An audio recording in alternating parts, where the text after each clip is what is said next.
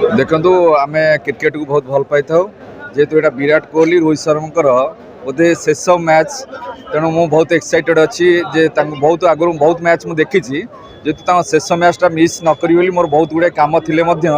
मु विराट कोहली और रोहित शर्मा खेल देखा विशेष कर मु क्रिकेट को बहुत भल पाए तेणु सबू जगह आम इंटरनेशनल मैच हेले 12 बटे आम देखू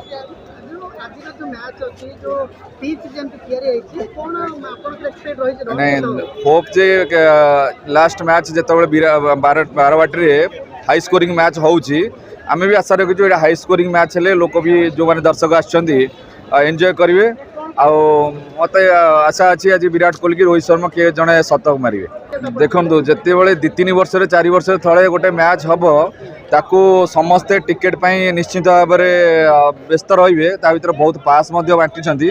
मु आशा करी वर्ष को गोटे 2टा इंटरनेशनल मैच हाँ भी लोक मैंने ठीक से मैच देखिपारती एत ब्लैक भी हाँ नहीं भिड़ भी हाँ नहीं।